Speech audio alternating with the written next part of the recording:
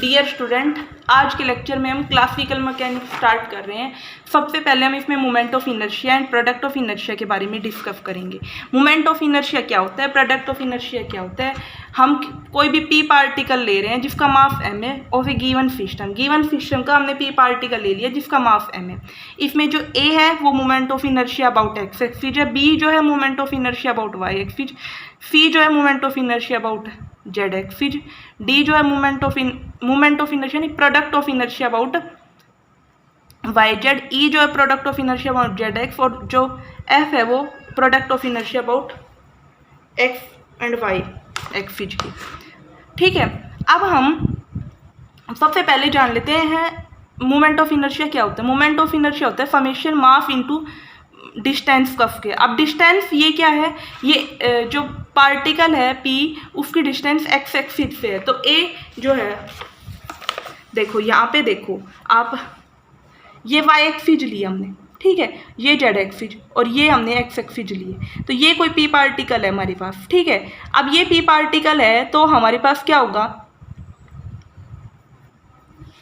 p particle की x axis से distance निकाल ली, यानी कि ये चीज़ निकालनी है। बट ये चीज़ निकाले कैसे, इसके लिए हमें इस पर परपेंडिकुलर डालना होगा और ये परपेंडिकुलर के पैरेलल लाइन ले ली। तो इस ये डिस्टेंस कितनी है, ये y और ये कितनी है, ये z। तो y square plus Z square का अंडर रूट, पाइथागोरस लगा दोगे थ्योरम से, हमारे पास ये डिस्टेंस आ जाएगी। सिमिलरली अगर हम y एक्सिस के अबाउट निकालेंगे तो हमारे पास ये डिस्टेंस आएगी।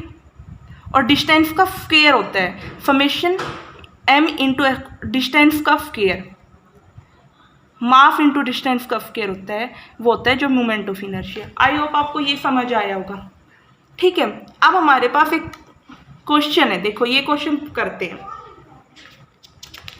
Determine the moment of inertia of the distribution about the axis through O having direction cosine lambda mu new in terms of these direction cosines and हमें moment of inertia निकालना है किसी भी एक्सिस का about O ये हमारे पास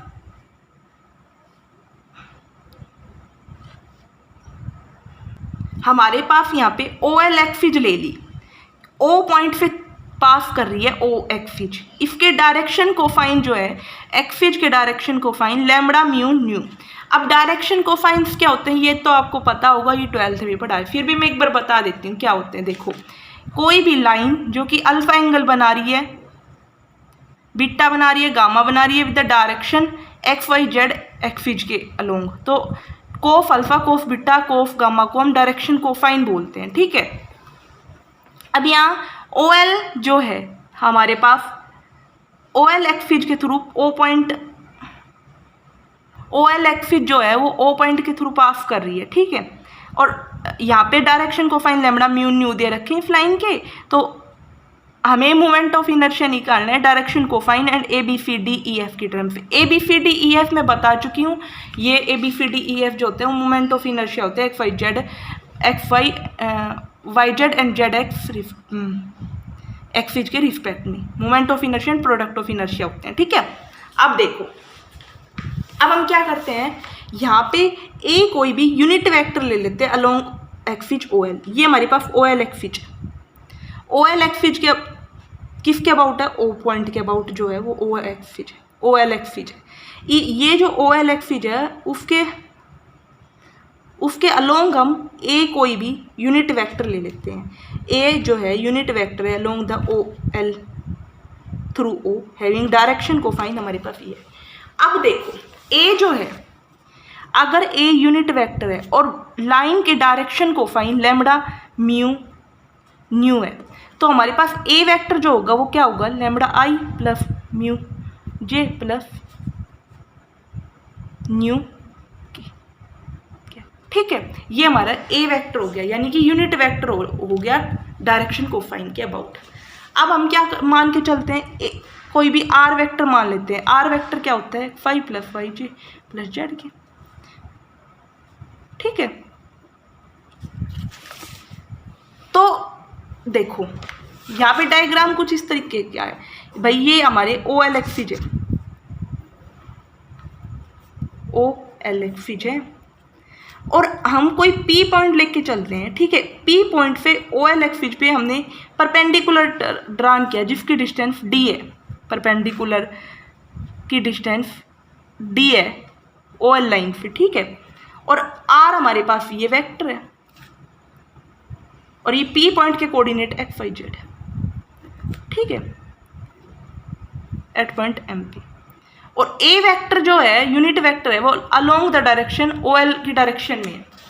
तो वही बात लिख रखी है, A जो यूनिट वेक्टर है वो OL एक्सिस के अबाउट है और उसका O से पास कर रहा है, उसके डायरेक्शन को फाइन ये A वेक्टर हमारे पास ये होगा, R वेक्टर हमारे पास ये होगा।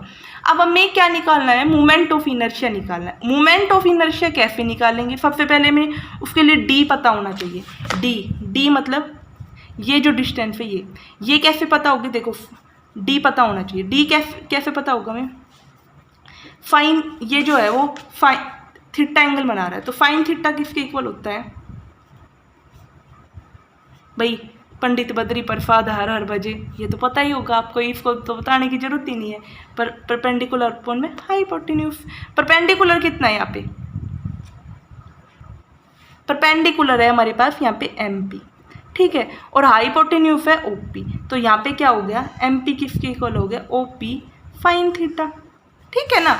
आई होप आपको ये समझ आया होगा। OP फाइन थीटा, OP की वैल्यू कुछ है नहीं पता हमें, ये पता है, हाँ पता है यहाँ पे हमें R वेक्टर, ठीक है, और फाइन थीटा, और MP किसके इक्वल है D, तो यानी कि D जो है हमारे पास R फाइन थीटा है, हमें पता है D वेक्टर R का magnitude fine theta.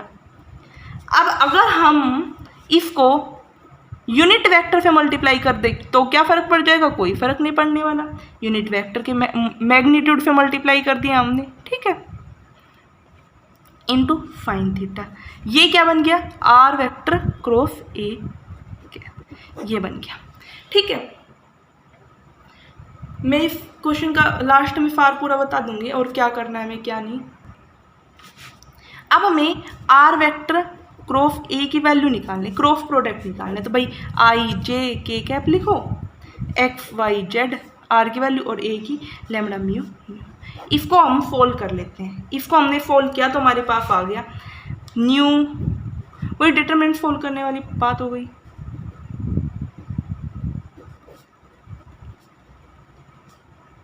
New X J cap plus nu X minus lambda I K cap. अब हमें D का स्क्वायर फाइंड आउट करना है, क्योंकि हमें D का स्क्वायर चाहिए ना, तो R वेक्टर इंटू A का मैग्नीट्यूड का स्क्वायर, यानी कि इसमें हर एक टर्म का स्क्वायर हो जाएगा।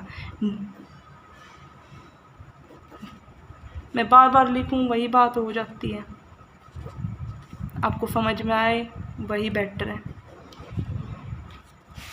ठीक है। और हमारा मोमेंट ऑफ इनर्शिया क्या होता है, समेशन M D स्क्वायर, बस कैलकुलेशन बचती है M और D स्क्वायर की जो वैल्यू आई ये पूरी की पूरी वैल्यू उठा के पुट कर दो यहाँ पे, ठीक है। बस यही मैं दिखा देती हूँ आपको करना क्या था। देखो हमें मोमेंट ऑफ इनर्शिया निकालना है, direction distribution about the axis through O है, डायरेक्शन को फाइन, तो हमारे पास लैम्डा म्यू न्यू है, और हमें डायरेक्शन को फाइंस के टर्म में और ABCD के टर्म में मोमेंट ऑफ इनर्शिया निकालना है, ठीक है। एक एक्सिस है OL एक्सिस जो है O पॉइंट के थ्रू पास हो रही है, और P को ही हमने पॉइंट ले लिया, P पॉइंट से हमने एक्सिस पे हमने परपेंडिकुलर ड्रॉन किया है, परपेंडिकुलर ड्रॉन किया है, उसकी डिस्टेंस जो है वो D है भाई हमें, और A कैप हम कोई यूनिट वेक्टर मान के चल रहे हैं अपनी मर्जी से, जो कि in the direction of OL की डायरेक्शन में है। तो भाई A जो कैप है यूनिट वेक्टर है long OL through O having direction को फाइंड दिस, ये लिखा है। अगर A कैप यूनिट वेक्टर है इसकी डायरेक्शन में, तो A कैप की इस तरीके से लिखा जाएगा, R वेक्टर हमारा इस तरीके से है, और D हमें पता है D क्या होगा, मैंने अभी निकाल के बताया था, परपेंडिकुलर अपॉन में हाइपोटेन्यूज, तो उस तरीके से D हमारे पास आया OP फाइन थीटा। OP की वैल्यू कितनी है, R का magnitude into fine theta. A vector जो है यूनिट वेक्टर जो है A जो यूनिट वेक्टर है वो यूनिट है, तो उससे मल्टीप्लाई करने से कोई फर्क नहीं पड़ेगा, क्रॉस प्रोडक्ट का फॉर्मूला लगा दिया यहाँ पे, इसका क्रॉस प्रोडक्ट फोल्ड किया तो हमारे पास ये आ गया, मैंने फोल्ड करके दिखाया, फिर ये हमने D का स्क्वायर निकाल लिया, ये आ गया। मोमेंट ऑफ इनर्शिया हो गया summation M D square, moment of inertia होगा summation M D square, M D square की वैल्यू हमने पुट कर दी। अब देखो इफ होल स्क्वायर को खोल दिया, इफ होल स्क्वायर को खोल दिया और इफ होल स्क्वायर को खोल दिया। अब यहाँ से देखो, यहाँ से देखो लैम्बडा स्क्वायर और लैम्बडा स्क्वायर, इन दोनों को लैम्बडा स्क्वायर को कॉमन ले लिया, Y square plus Z square, और ये पूरी वैल्यू हमें पता है किसकी बन गई, एम की, सॉरी ए की, गलती से एम बोला गया, ए की बन गई ना, moment of inertia about x axis. फिर देखो म्यू इसको और म्यू इसको दोनों को ऐड कर दिया, तो हमारे पास यहाँ पे क्या आ गया, म्यू स्क्वायर कॉमन आ गई, ये पूरी वैल्यू किसकी बन गई, बी की। फिर तीसरी में न्यू स्क्वायर को कॉमन ले लिया तो सी की, फिर एफ डी की वैल्यू बन जाएगी। यहाँ पे देखो 2 म्यू न्यू, यहाँ पे 2 म्यू न्यू और यहाँ पे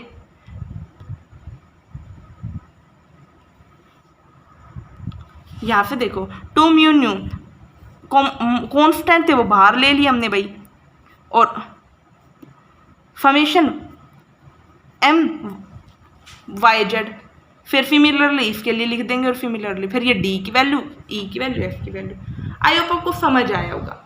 अब देखो नेक्स्ट बात हम करते हैं theorem of parallel and perpendicular axis. क्या होती है थ्योरम ऑफ पैरेलल एक्सिस और क्या होती है थ्योरम ऑफ परपेंडिकुलर एक्सिस। आज हम दोनों बात कर लेते हैं theorem of parallel axis and perpendicular axis की। ठीक है, लेक्चर थोड़ा लंबा हो जाएगा पर आपको क्लियर होना चाहिए। देखो इस लेक्चर में तो हम रहने देते हैं, अगले लेक्चर में कर लेंगे क्योंकि बहुत लेंथी हो जाएगा और ये बहुत लेंथी पड़ जाती है। परपेंडिकुलर और पैरेलल दोनों एक्सिस थ्योरम एक साथ बहुत लेंथी हो जाती है, हम अगले लेक्चर में कर लेते हैं continue. Thank you for watching my video. If you like then subscribe my YouTube channel. Thank you.